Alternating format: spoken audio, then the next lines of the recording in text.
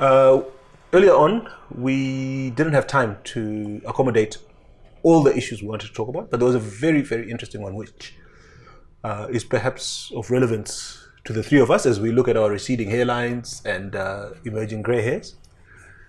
Speak for yourself. No, you have less hair than me.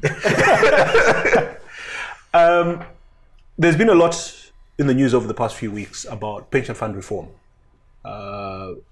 Clearly, the government is thinking about reforming pension fund laws, and there's a bill going through the Houses of Parliament as we speak. But as far as I'm aware, there doesn't seem to be anything in that bill that prevents a further erosion of pensions.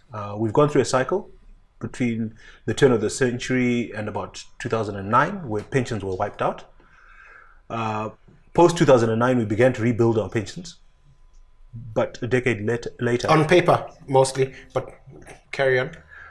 But certainly a decade later, we're seeing our pensions being whittled away by inflation, by the currency.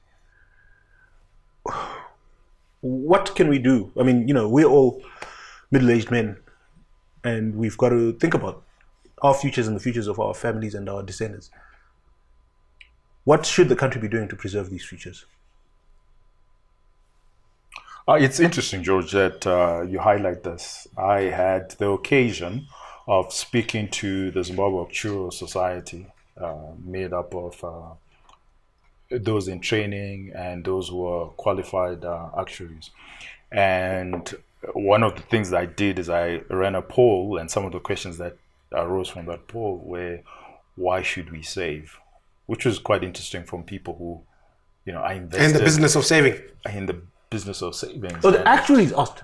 Yeah, they asked that important question. And what they were trying to do, and I totally buy into it, is does it make sense? Especially when you've had 2 bouts of hyperinflation. What a bout of hyperinflation, what it means is that it wipes away all savings. So whatever you're talking about, people who had invested money for the last 40, 60 years and had been contributing real US dollars, and then at the end they're being paid in their old age when they really critically need the money for healthcare and for their sustenance, they're being paid less than $1 US. And this is somebody who started contributing from 1965, 1980 or thereabouts. So, and these are proper individuals who are saying it doesn't make sense. And I tend to agree with them that it, at least the conventional way of savings does not make sense in Zimbabwe because we're not so certain. So another... So sorry, okay, I mean, you're going already quite deep. Yeah. Can we just maybe go back, Faro likes to say first principles. Mm-hmm. What's the problem? What's the nature of the problem?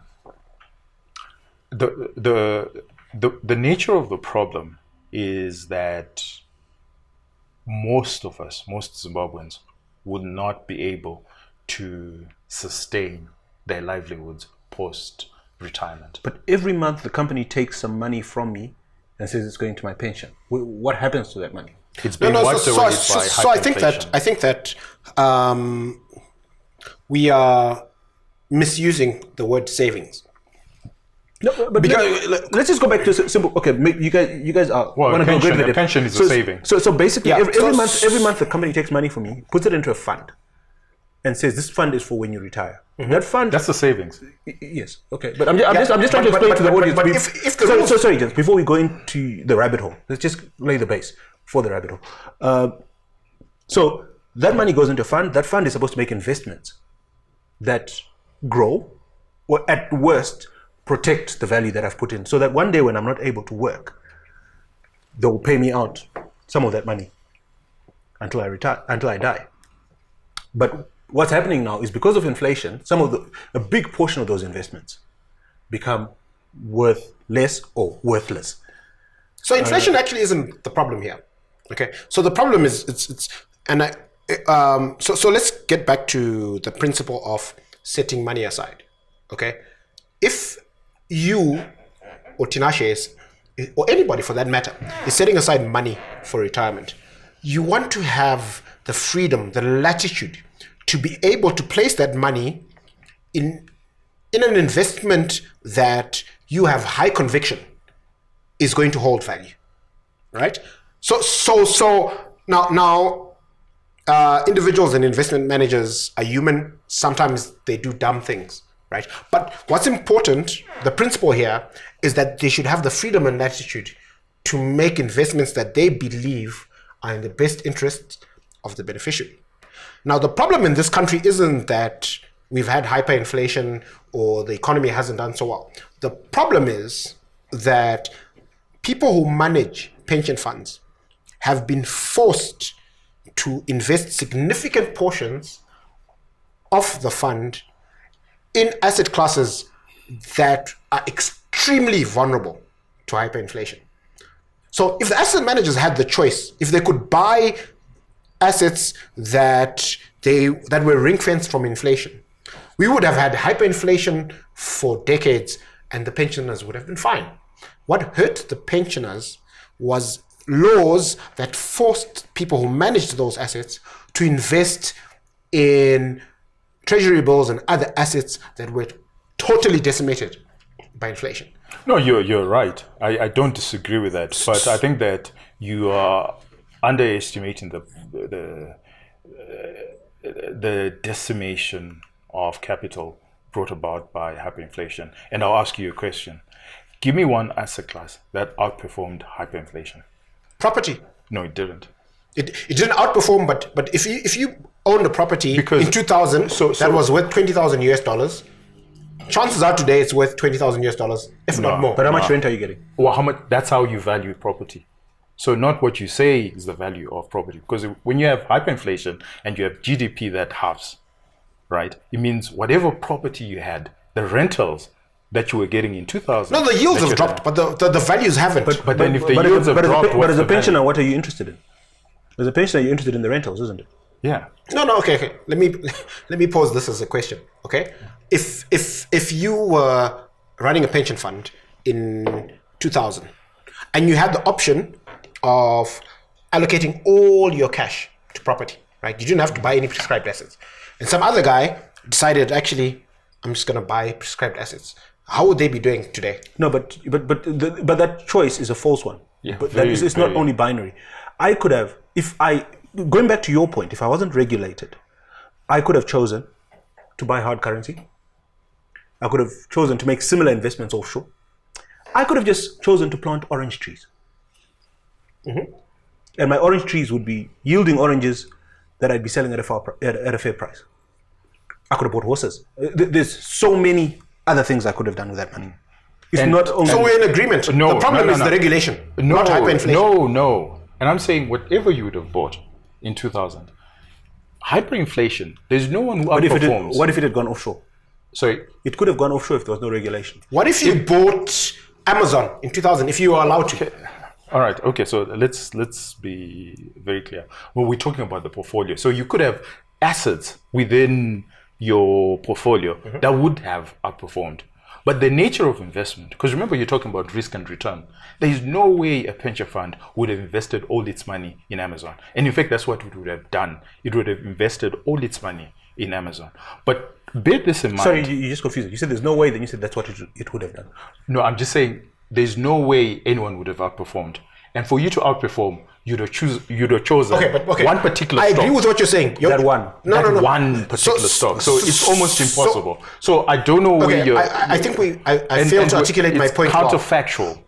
You're right. It's highly unlikely that any fund manager, given all the freedom in the world, would have invested everything into Amazon. But the point I'm trying to make is, if in 2000 your pension fund managers had total freedom, right? So they can see, well, potentially we might have hyperinflation, we might have this problem, we might have that problem. They can see what the potential challenges are, right? But they have complete freedom. They are not hamstrung by a requirement to invest a significant part of the portfolio in treasury bills and other asset classes that are going to be absolutely decimated by inflation. Do you think pensioners would be impoverished today? Yes, but it's the level of impoverishment. You've discovered grayscales? No, it's not. remember, they're still under the water. Yes, but do you think they'll be under the water? He says they'll be less under the water. Oh my gosh. No. We've made progress. But he now accepts one leg is better than no leg. Hear me out. Is there a difference between drowning at 5 meters and drowning at 100 meters? No, but that's a false analogy. Yes. No, but then you gave me a false. You gave me a false question, and I'm just answering it in the framework. No. But Tinashe, okay, if you were running a pension fund in 2000 and you had complete freedom, I think Rufaro, let's be very clear, right? You're never clear. Everywhere else in the world, pension funds are a Ponzi scheme anyway. No, they're not. But anyway, that's another rabbit hole. Okay, so the only place where pension funds are not a Ponzi scheme, it's in America, where you have greater control, right, of what you actually invest in, but also because it's the US dollar. And the US dollar has retained its value over time. But everywhere else in the world, in the UK, this is what the problem that they're facing, that eventually it's the new guys who are coming in who are paying out the old guys. Every state-funded pension fund has these problems. And what I'm saying is in 2000... But we're not talking about state pension funds. We're talking about private pension funds. So in 2000, and this is where your counterfactuals have problems. And let me lay it out for you. If you had asked 10 people in 2000, professionals, investment professionals, and you had said to them, in the next 20 years, do you think that Zim would go through hyperinflation? You'd be hard-pressed to find one who would have said, yeah, I think Zim will go through hyperinflation. Or at least the magnitude of hyperinflation that we went through. Oh, well, I'm just saying hyperinflation. I'm not even talking about the magnitude, where we are now the second but Tinashe, I think... But I'm just saying, first of all, it's the idea, because this... I think you're being unfair to the investment management profession, because... No, I'm not. You're the one who's actually unfair. I'm actually saying that part of their problem is hyperinflation. So let me give you some color. Right? Throughout hyperinflation, right? Their biggest gripe as asset managers was that they were forced to buy these assets that they knew were going to lose value. They were diametrically opposed to buying these assets, but they had no choice. They were hamstrung by law. And I am saying to you, so even if they had the freedom, so you guys are actually saying the same. Even if you're kind of saying the same thing. He's saying that hyperinflation was a problem, and you're saying yes, hyperinflation was a problem, and in the context of hyperinflation, they were forced to buy things that didn't make sense. If they could have, and I'm saying that the difference is drowning at 100 meters. No. Why? It's about what we're in disagreement about is why they drowned. I'm saying hyperinflation. It wasn't hyperinflation. It was the regulation. No, you guys are saying the same thing. I'm saying the global context is hyperinflation. The micro is the regulation and the actual asset manager himself, because some performed better than others. There's that. They all performed horribly. And I'm saying the reason why they performed horribly is because no one in 2000. No one would have said, it's like going into Germany or Hungary or any of these countries that have suffered hyperinflation and going to those countries 10 years before and ask investment managers, these are supposed to be experts, right? And ask any of them and say, do you think in the next 10 years the country will go through hyperinflation? What tends to happen with investment managers or even us as individuals is we tend to exaggerate our optimism and we tend to underplay our pessimism. That's just the nature of human beings. And unfortunately, what hyperinflation does is it punishes your optimism. That's the problem with hyperinflation. So I beg to differ, and I'll give you a classic anecdotal, albeit, and I don't like anecdotes, but you had a lot of them today. But I think that this serves to as an important counterfactual. So if you think about the next person who uses that word is going home. Okay. This guy actually thinks he runs this show. The guy running the show, his name is Ranga. And thankfully, by the way, he doesn't get to say anything on the show. So anyway, the point I'm trying to make here is that, so if you think about the guys who founded InScore, Zed and Mike Fowler, right? They were in the market in 2000, right? But they were not running a pension fund, and they were not subject to the rules and regulations of pension funds. They could allocate the capital under their control in any way they saw fit, right? And what they did in the 20 years post 2000 is create a phenomenal amount of value, right? And I think they're brilliant entrepreneurs and allocators of capital, but they had this huge advantage that they didn't have to put 25%, 30% of their portfolio into TBs. So let me tell you, you're now conflating. No.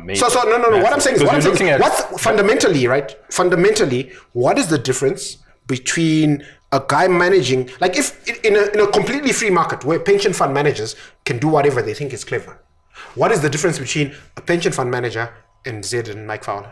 Everywhere across history, no one has ever performed above hyperinflation. I'll tell you the reason why. But even in Roman times. But Zed and Mike Fowler have clearly. No, I mean, they're not pension fund managers. They're entrepreneurs. But they're managers of capital. They made, and remember, they are, right? That's their business model. But they're entrepreneurs, right? Let's not take that away from them. And entrepreneurs will always outperform everybody, right?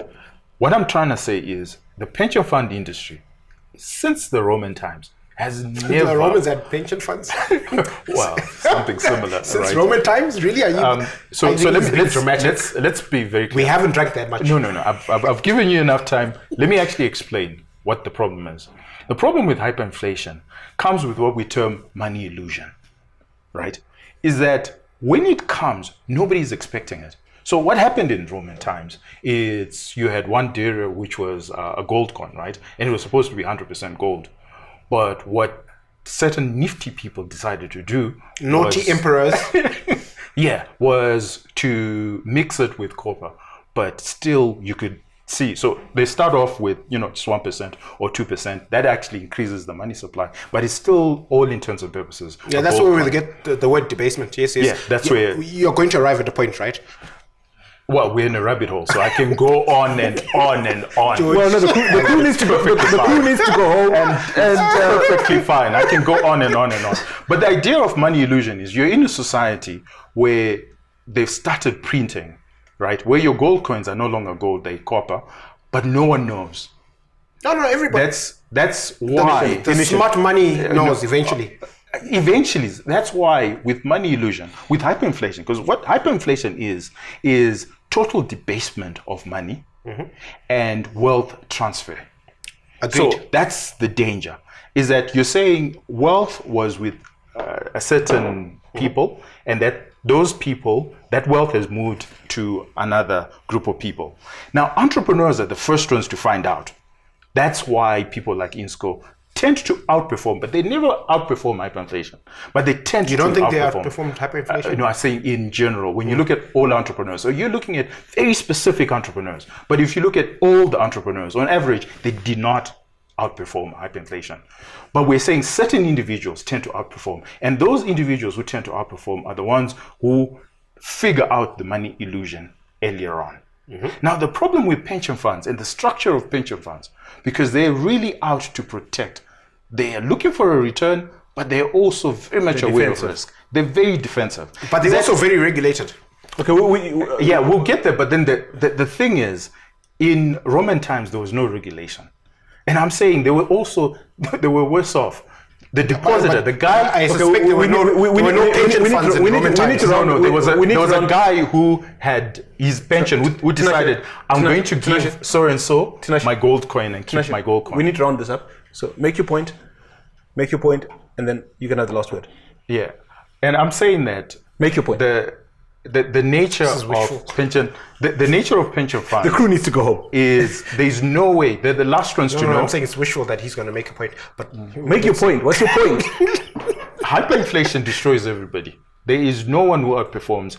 On average, there's no one who outperforms hyperinflation. Worse off are the pension funds, because by their very nature, they're very defensive. You can go into any hyperinflation, and I'm saying the real cause of it is because of money illusion. And everybody suffers from money illusion. Your point. So my point is, particularly given our experience, right? So I agree with most of what he said, by the way. I'm not diametrically opposed to what he said. But I think that if we completely liberalized the pension fund industry, and they had the option to ship money out and invest anywhere in the world, right? Then they could immunize themselves. Like if Zimbabwe was going into another period of hyperinflation, for example, right? But the regulatory framework, I'm being generous, George, right? But if Zimbabwe was going into another period of hyperinflation and the pension fund managers saw the writing on the wall, but lived in a regulatory framework where they could invest their money. You're going to play by the same rules as Tinashe. Make your point. Yeah, but they could invest their money anywhere in the world, right? You're not making your point. They would ship it out. And by shipping it out, they would avoid the hyperinflation, right? Okay. So here's the last word. Okay. But before we go to the last word, because I'm actually realizing we've just been through a rabbit hole and no solution. 2 sentences, what people with receding hairlines should do. Change their idea of what savings is. And I think that's what the conclusion that was. What should they do? Consume. Remember, Ropa. What should Ropa do? So what they need to do is to consume a whole lot more. So invest in education, in the education of their kids. That's what I realize. That you think what you need to kids do are is better patient? You need to consume more today and not save. But you need to be wise about what you're consuming today. And a good investment, a good good to consume at this particular moment in time, your children's education. Your children's education, because then that allows them to then go abroad. Just make sure you don't. You're not exporting money, but you're exporting your kids. And just don't pick a fight with your kids after you've done that. Make sure you stay on good terms with them. What should people with receding hairlines do? I agree with him. I think he said it well. Export kids. No, just invest in things that aren't going to be decimated by inflation, like your kids' education, like groceries, like whiskey. Yeah, it turns out you're better off. Okay, this thing once again, this is degenerating. To take a word from today's, debasing itself to zero. It's been lovely having you along. This is the bonus segment, so we get to let our hair down and behave a bit badly. It's been lovely having you around for the bonus segment. Hope you're probably watching this on a Monday, so wishing you a great week. If you can't be good at it.